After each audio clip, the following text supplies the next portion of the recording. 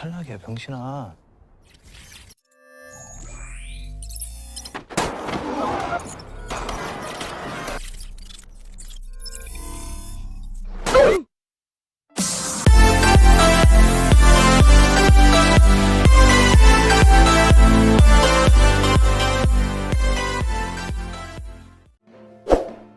였다. 두 발로 자유롭게 다닐 수 있는. Kisah diawali dengan masa lalu seorang bocil yang sedang main permainan tradisional Korea bernama cumi-cumi, yang kalau di daerah saya ini namanya gala santang gitu. Bocah ini sangat ahli memainkan permainan tersebut dengan teman-temannya, di mana permainan itu dibagi menjadi 2 regu. Peraturan di permainan ini cukup mudah, di mana ada regu penjaga dan regu yang tidak menjaga. Nah, yang tidak menjaga itu harus bisa melewati para penjaga tanpa tersentuh ataupun keluar dari garis yang sudah ditentukan. Ya mirip-mirip di daerah kita lah, ini mah ya. Dan film dengan judul Squid Games ini pun dimulai. 밟으면 개쌌다. Cerita dimulai dengan penampilan seorang pria yang biasa saja hidupnya. Ia bernama Gi-hun. Setelah ia dipecat dari pekerjaan lamanya, ia menjadi supir sekarang dan tinggal bersama ibunya yang sudah tua. Gi-hun diberikan beberapa uang untuk menghadiahkan anaknya yang hari itu berulang tahun. Jadi si Gi-hun ini udah cerai sama istrinya dan anaknya itu bersama dengan mantan istrinya tersebut. Karena duit yang diberi emaknya tak cukup, Gi-hun meminta duit tambahan lagi dengan memaksa. Merasa tak cukup, Gi-hun dengan kelakuan bangsatnya pun menggeledah lemari untuk mencari kartu ATM emaknya itu, berniat buat mendapatkan uang tambahan.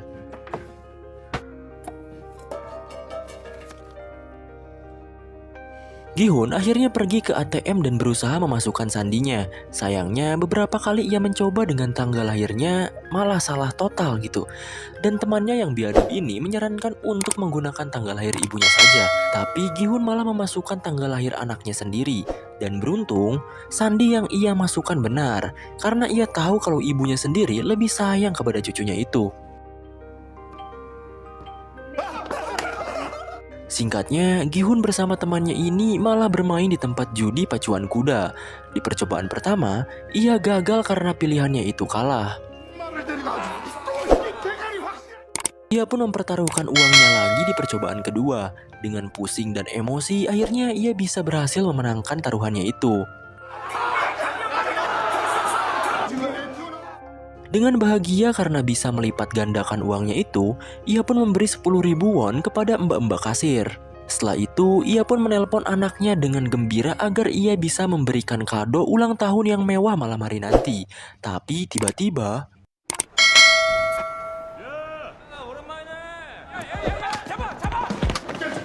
Gi-hun malah bertemu rentenir dan ia kabur terkentut-kentut. Saat ia berlari, ia malah menabrak seorang cewek. Dan akhirnya, ia pun tertangkap oleh rentenir itu. Gi-hun akhirnya dipukuli dan ditagih hutangnya itu. Akhirnya uang yang ia hasilkan dari judi untuk anaknya itu sebesar 4 juta won ia berikan kepada mereka. Tapi setelah ia cek sakunya, uangnya telah terjatuh saat ia menabrak si cewek tadi. Dan akhirnya ia dipukuli sampai termehek-mehek. Si rentenir ini gak mau pusing gitu.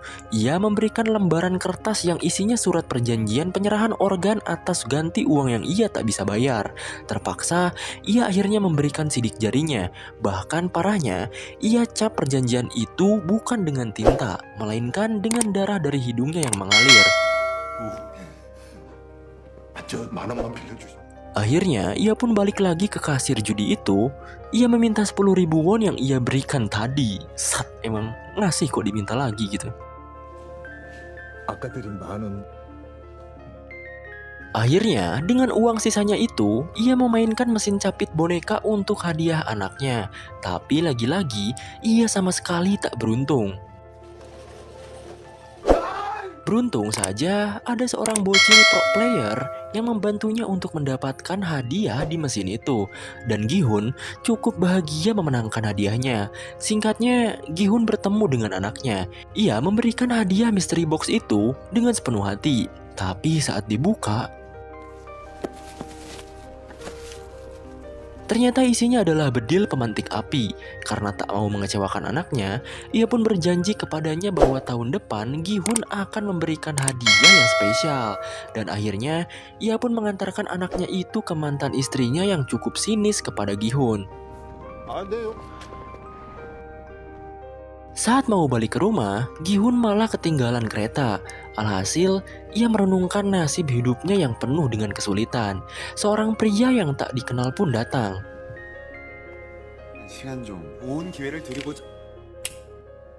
Pria itu menawarkan untuk bermain permainan bersamanya. Dan permainan itu bernama dakji, di mana di antara pemain harus membuat satu lipatan kertas membalik dengan lemparan dari kertas lainnya. Perjanjiannya, jika Gi-hun berhasil membalikan kertas itu, maka pria ini akan memberikan 100.000 won. Akhirnya, ia pun tertarik untuk bermain. Permainan pun dimulai.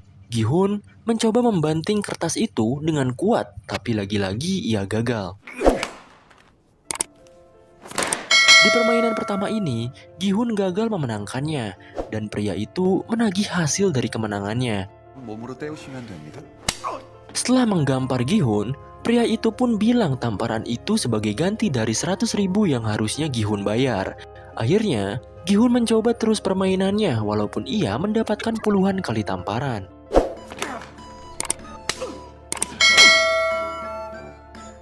Lalu, ia pun menggunakan 100% kekuatan otak dan lengannya. Akhirnya, Gi-hun bisa memenangkannya. Ia pun dengan emosi langsung menggampar pria itu. Pria itu akhirnya memberikan 100.000 won karena Gi-hun berhasil memenangkan gamenya. Setelah lama bermain, Gi-hun mendapatkan cukup banyak uang. Pria itu pun bilang bahwa Gi-hun bisa mendapatkan uang lebih banyak dari permainan. Gi-hun yang trauma karena game dan judi hari ini tak mau ikut serta karena sudah bersyukur dapat uang dari banyaknya gamparan di pipinya. Pria itu pun berdiri dan menjelaskan identitas Gi-hun, mulai dari nama lengkap, umur, riwayat pekerjaan, anak, bahkan hutang kepada rentenir sebesar 160 juta won, dan pinjaman ke bank sebesar 255 juta won yang ia sebutkan. Dengan kaget dan penasaran, Gi-hun malah diberikan nomor oleh pria itu, dan pria itu pun meninggalkannya. Dengan bahagia, ia pun membeli makanan. Dan ia tak lupa memberikan ikan kepada kucing kelaparan. Bahkan ia juga memberikan cukup banyak uang kepada ibunya. Ibunya pun berbicara serius dengan Gi-hun bahwa mantan istri dan suami barunya beserta anaknya akan pindah ke Amerika. Ia pun langsung berhenti makan. Dan mengingat janji dengan anaknya, ia dipepatahi oleh ibunya untuk mengambil hak asuh anaknya itu. Ia pun meratapi perkataan ibunya itu dan berniat mencari cara lain. Ia pun akhirnya berinisiatif menelpon nomor yang pria tadi berikan dan langsung join buat ikut ke permainan untuk mendapatkan lebih banyak uang. Setelah jemputan di malam hari datang, Gi-hun pun masuk ke dalam mobil itu. Di sana banyak peserta lain yang sedang tertidur. Tak lama kemudian, keluarlah asap yang membuat Gi-hun tertidur. Setelah bangun, tiba-tiba saja ia ada di suatu ruangan dengan kostum yang sudah diganti. Terlihat banyak orang di ruangan sana. Mereka bangun karena musik klasik yang terdengar sangat keras. Terlihat juga banyak orang yang menjaga atau kita sebut saja staff yang menggunakan kostum berwarna merah dan topeng yang sama. Setelah kagum dengan ruangan itu, Gi-hun bertemu dengan kakek-kakek tua yang kebetulan ia juga pesertanya. Tampak kakek-kakek itu menghitung banyaknya orang di sana, padahal jelas-jelas jumlah peserta yang mengikuti permainan ini tertera sebanyak 456 orang. Kakek-kakek itu juga adalah peserta pertama. Gi-hun bilang kepada kakek-kakek itu, kenapa kakek malah ikut-ikutan game kayak gini? Bukannya kakek harus menikmati hidangan dari anak dan menantu, lalu menikmati waktu bersama cucu-cucu kakek gitu. Kakek itu hanya menjawab, bagaimana dengan orang tuamu? Apakah orang tuamu menikmati masakan istrimu dan menikmati tingkah lucu anak-anakmu? Seketika Gi-hun kena comeback. Ia juga menjelaskan bahwa hidupnya tak lama lagi. Ia mengidap penyakit tumor otak. Di lain tempat, keributan pun terjadi, di mana seorang pria jabrik bertato sedang memukuli wanita. Ia bernama Diokso. Biar gak ribet, kita panggil saja dia Bang Jabrik. Dan wanita itu bernama Saebyok. Sepertinya mereka berdua terlihat kenal lebih lama, karena Bang Jabrik ini bilang kepada si cewek kalau ia mengkhianati dirinya dan kabur dari Bang Jabrik. Dan si cewek itu menjawab bahwa ia tidak kabur, ia hanya ingin hidupnya mandiri. Entah punya hubungan apa mereka gitu kan. Yang jelas nanti juga akan terkuak gitu. Dan perkelahian pun terjadi lagi. Gihun yang melihat itu langsung menendang wanita tersebut. Gua kira mau jadi pahlawan, bengek.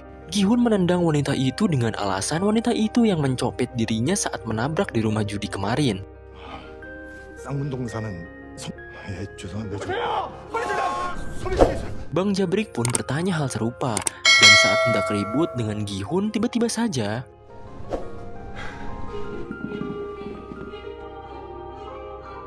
para staf bertopeng pun datang dan mengumumkan persoalan dari permainan yang akan mereka mulai. Staf itu berkata bahwa pemenang dari permainan ini akan mendapatkan uang dengan jumlah yang sangat besar. Dan juga akan ada 6 permainan dalam 6 hari mendatang. Pada awalnya, para peserta tidak percaya kepada para staf ini. Begitu juga dengan seorang pria bernama Cho Sang-wo. Lalu, staf itu pun memberikan tayangan-tayangan video ketika para peserta ditawari bermain game Dakji dengan hadiah 100.000 won setiap kemenangan. Begitu juga dengan Sang-wo yang terlilit hutang karena investasi jangka panjangnya gagal. Ia juga menggelapkan dana dan memiliki kerugian sebesar 650 juta won. Hal tersebut menjelaskan bahwa semua peserta di sini adalah orang-orang yang berada di ujung tanduk dengan utang yang tak terbayarkan. Lalu, para peserta sendirilah yang memutuskan untuk mengikuti permainan ini tanpa paksaan. Staf pun memberikan pilihan terakhir. Para peserta boleh kembali dan menjalani kehidupan lama atau mengikuti permainan ini. Lalu, permainan selama 6 hari ke depan pun akan dirahasiakan demi keadilan permainan. Ada seorang pria juga bertanya berapa jumlah uang jika mereka menang.